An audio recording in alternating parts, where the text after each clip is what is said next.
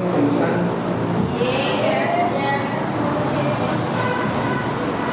Pues creo que es un placer poder estar acá y sobre todo, hermanos, poder verlos. Sé que algunos han estado enfermos, vamos a orar por su salud, que se recuperen pronto. Y también hemos estado hablando acerca de hombres la semana pasada,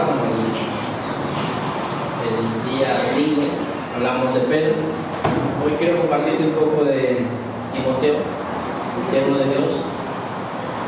Y me gustaría saber qué tanto saben ustedes de Timoteo. A ver, quisiera escucharles qué tanto saben de Timoteo, de dónde era, quién eran sus padres. Era joven, desde pequeño su abuela le enseñó las escrituras. Si no me recuerdo, su padre era griego y por su carácter o disciplina, Pablo lo llamó y fue como... Amén. ¿Alguien más? Bueno, a mí me llama la atención porque Pablo le dice que nadie tenga menos su juventud, le decía, ¿no? Porque él se creía que no iba a poder, ¿no? Porque a lo mejor iban a ver el liderazgo o algo así, y él tenía temor, ¿no? ¿Cómo le voy a enseñar a las personas mayores que yo? Así es. ¿Es algo más de Timoteo que recuerden, que quieran compartir de lo que has aprendido de él? Muy bien, vamos a ir a las escrituras para que juntos vayamos viendo todo lo que acaban de comentar los hermanos. En Hechos capítulo 16, versículo 2 dice ahí: los hermanos en Listra y en Iconio hablaban bien de Timoteo. Ellos vivían, Timoteo vivía en esa zona, y él nació y creció. Su mamá lo educó, y como bien decía Ceci, su papá era griego, su mamá era judía. Entonces, por consecuencia, él era gentil. Ahora pregúntate, ¿cómo crees que sería para él en un lugar donde había esa ideología de muchos? Si tú no eras judío, entonces no eras parte de él. Si tú no eres judío, como que no eras bien visto. ¿Alguien recuerda más o menos en qué año se escribió el libro de Timoteo?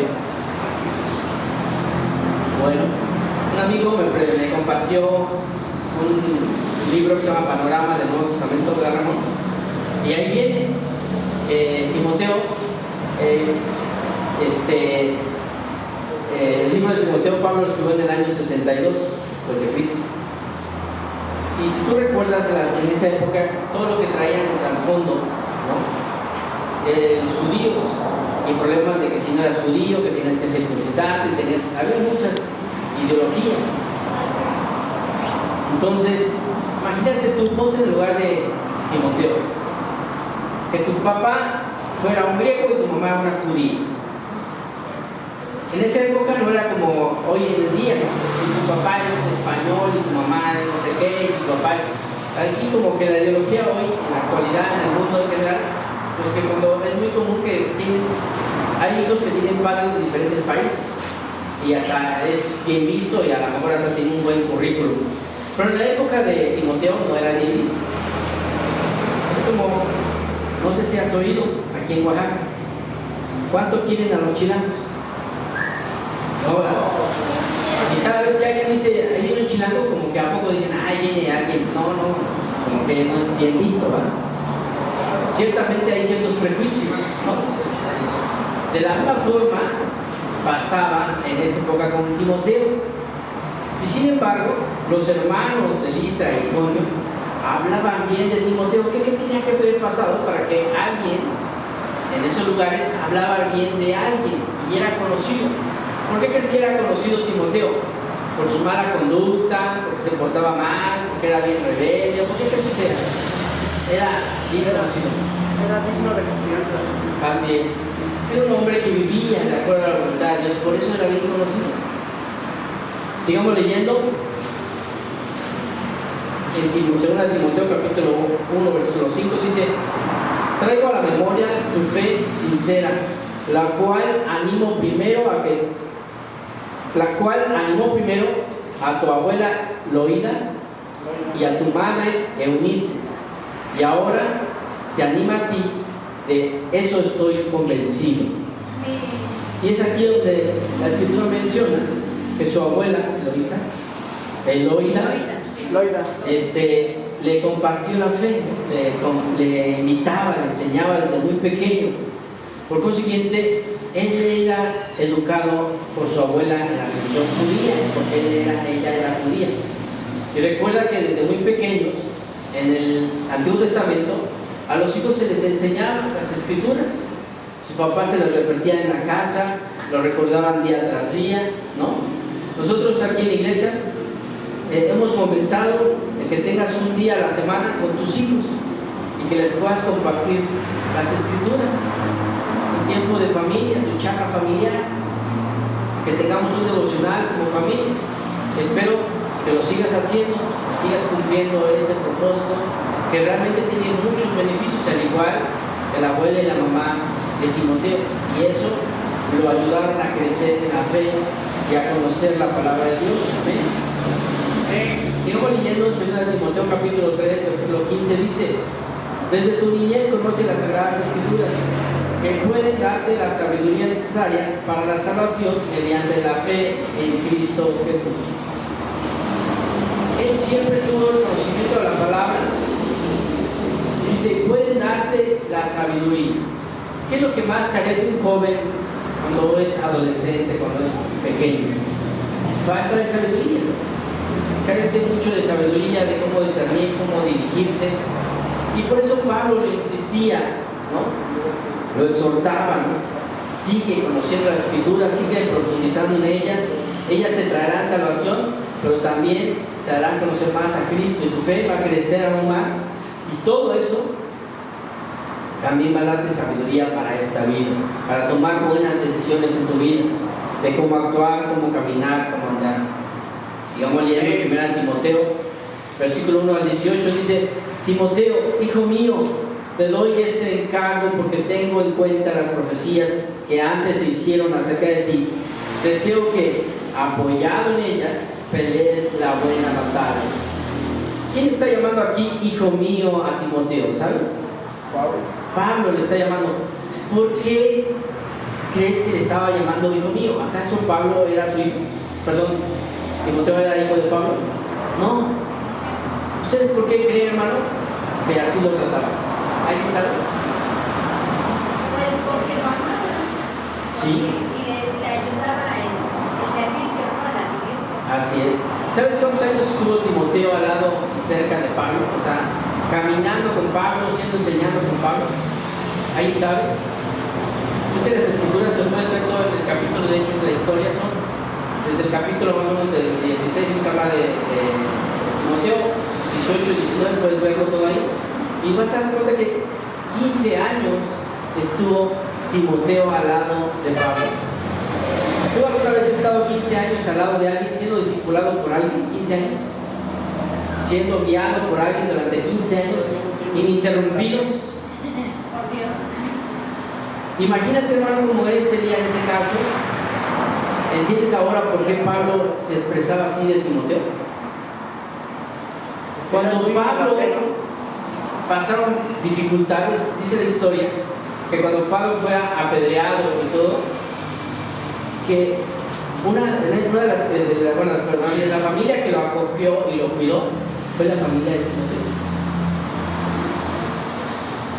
Y por eso desde muy pequeño Timoteo conoció a Pablo. Y después, en el segundo viaje que él tuvo, oyó hablar de él y de todo lo que él ya había hecho y la buena fama que se estaba creando en su vida. Y por eso Pablo lo tomó a cargo y se lo llevó con él. ¿Cómo crees que hubiera sido vivir durante 15 años juntos, caminando juntos, viajando juntos? Si Timoteo hubiera sido un hombre orgulloso, necio, no quisiera obedecer, quisiera seguir sus propios deseos y no se sometiera al discipulado y al consejo de Pablo. ¿Tú crees que hubiera sido buenos 15 años? ¿Qué pasaba con Pablo cuando alguien lo despreciaba? ¿Recuerdas qué pasó con Marcos? Se apartó de él, no quiso volver a estar con él, ¿verdad? Porque su actitud no le gustó, ¿verdad? Entonces, ¿qué tuvo que haber pasado 15 años y caminar. Y dice que las escrituras, que cuando vivió con Timoteo, con Pablo, Pablo escribió Romanos, Corintios, escribió Filipenses, escribió Colosenses, escribió varios libros, cartas a los discípulos. Tú puedes ver en la historia, Pablo muchas veces en Filipenses puedes ver cómo Pablo ponía a Timoteo para saber cómo guiar problemas entre los hermanos, cómo lo fue guiando para ser un buen líder, cómo solucionar problemas, cómo dirigirlos, cómo corregirlos. Todo eso lo fue aprendiendo de Pablo. Y por eso Pablo dice esto, Timoteo, capítulo 1 Timoteo capítulo 4, 14, dice: no descuides el don que recibiste mediante la profecía, cuando los líderes de la iglesia te impusieron las manos.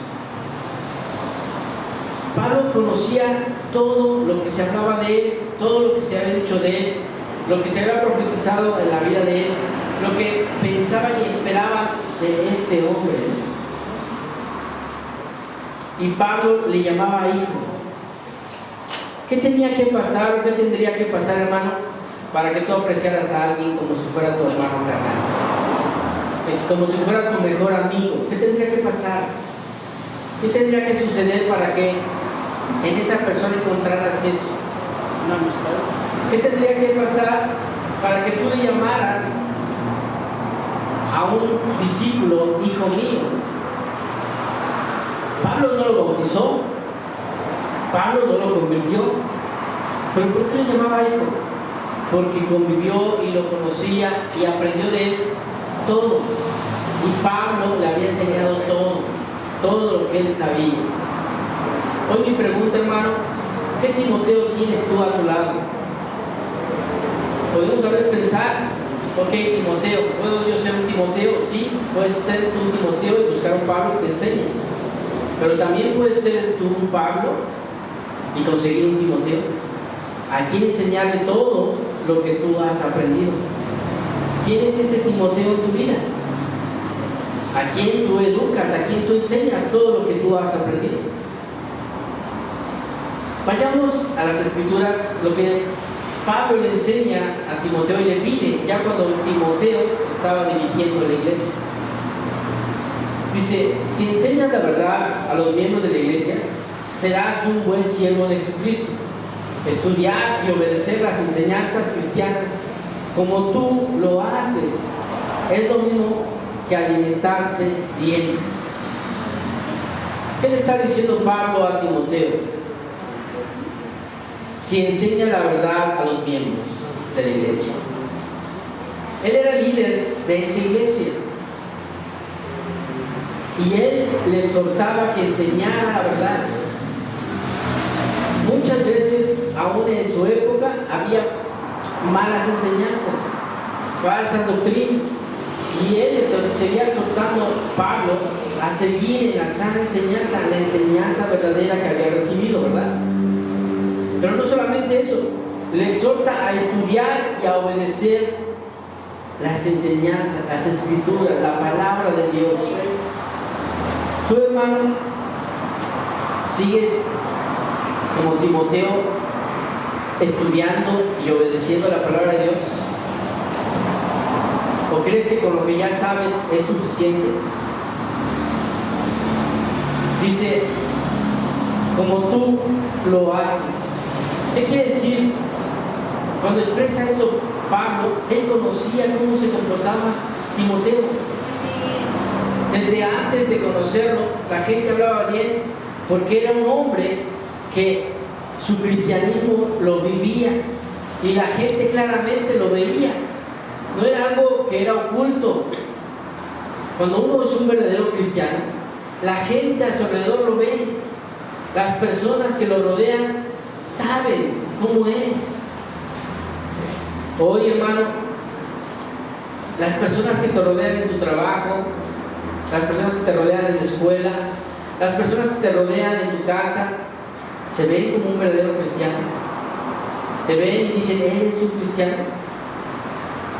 Dice la escritura, versículo 7: no prestes atención a las historias falsas que la gente inventa, Más bien, esfuérzate por ser un buen discípulo de Jesucristo. ¿Cómo es que él va a ser un buen discípulo de Jesucristo? Viviendo como Cristo, siendo un ejemplo para los discípulos, para las personas que lo rodean. Todos y cada uno de nosotros como cristianos somos llamados a eso, a vivir como Cristo vivió. Versículo 8 y 9 dice: es verdad que el ejercicio físico ayuda a que todo el cuerpo esté sano, pero es mucho mejor esforzarse por confiar cada vez más en Dios, porque nos hace bien aquí en la tierra y también nos servirá cuando vivamos en el cielo. Esto es una verdad que podemos creer y debemos creer. Dice, el ejercicio es bueno y es sano para nosotros, para nuestra salud. ¿Qué nos recomienda a los médicos? Comer sanamente y hacer ejercicio, para que podamos tener una salud adecuada, ¿verdad? Dice, bueno, eso es bueno, pero más bueno es que confiar cada vez más en Dios. Confiar cada vez más en Dios. Hoy, cuando tú encuentras dificultades, problemas en tu vida, situaciones, necesidades, ¿tú confías más en Dios? ¿O confías más en tu capacidad de cómo solucionar las cosas? ¿Qué es confiar más en Dios? Cuando te encuentras en una situación, a lo mejor vives una vida estable y de repente te encuentras en una situación a lo mejor de enfermedad, de necesidad económica, ¿qué hace? ¿Qué llega a tu mente primero? Vas y buscas la oración, buscas a Dios para que te dé discernimiento, pides a Dios para que te ayude a solucionar eso, o eres de los que, híjole, voy a tener que buscar otro trabajo, porque si no, no me va a alcanzar. No, es que tengo que ir a buscar quién me preste, no, es que tengo que ir a buscar un hospital para que atiendan a mi familia, o tengo que ir a buscar, no sé, y buscas más en el mundo que ir primero a Dios y poner tu confianza en Él. Dice versículo 10, por eso nos esforzamos tanto, pues confiamos firmemente en Dios. Él vive para siempre y es el Salvador de todos, especialmente de los que confían en Él. Y vuelve a repetirle la confianza en Dios. Hermano, cada vez que tú crees y confías en Dios, estás acrecentando tu fe. Necesitamos aprender a confiar más en Dios, más en su voluntad. ¿Algún sueño hoy no se ha cumplido en tu vida, hermano? Confía más en Dios. Ora, espera en la voluntad de Dios. ¿Quieres que tu esposo o tu esposa se vuelvan cristianos? ¿Tus hijos se vuelvan cristianos? Ora, pon tu confianza en Dios. ¿Quieres que tu trabajo, las situaciones cambien? Pon tu confianza en Dios para que Dios cambie tu situación. Pídele a Dios que te muestre cuál es el camino. Busca tu confianza en Dios. Sigamos leyendo el versículo 11. Enseña estas cosas y diles a todos que la obedezcan. Enseña esto y diles a todos que lo obedezcan. Es importante, hermano, como Timoteo lo vimos, él obedecía, él seguía a Dios y lo vivía, ponía su confianza en Dios. Pero también Pablo le llamaba a que soltara a las personas, a que también lo hicieran, a que siguieran confiando más en la voluntad de Dios. Versículo 12. No permitas que nadie te desprecie por ser joven. Al contrario, trate de ser un ejemplo para los demás cristianos, que cuando todos oigan tu modo de hablar y vean cómo vives, traten de ser puros como tú, que todos imiten tu carácter amoroso y tu confianza en Dios. Esa parte me impresionó. Como decía Anita, era muy joven y a veces la gente también lo despreciaba por eso. ¿Alguna vez alguien te ha despreciado por ser joven? No sé tú, pero a mí me ha pasado. A mí me habían dicho en algún tiempo, bueno, ¿tú qué nos vas a enseñar si eres más joven que yo? Ah, no, tú me vas a enseñar si yo tengo más títulos que tú. No, tú qué me vas a enseñar si yo tengo todos sus estudios y tú qué tienes. Muchas veces las personas en este mundo, cuando no son cristianas, cuando no ven las cosas como Dios las ve, cuando no son espirituales, solo ven los títulos, las credenciales. A ver, saca tus credenciales, cuántas carreras, títulos tienes, cuántas maestrías, doctorados. Así es, cuando tú vas a buscar un trabajo, quieres un mejor puesto, necesitas tener doctorado, maestría y todo eso para que puedas tener un mejor puesto. Hoy en día los adolescentes ya no es como que termines tu carrera, ya tienes tu cédula, ya con eso la armas. No, tienes que seguir estudiando para tener por lo menos una maestría o un doctorado sobre algún tema. Si no, cada vez va a ser más competitivo. Pero eso es el mundo, hermano.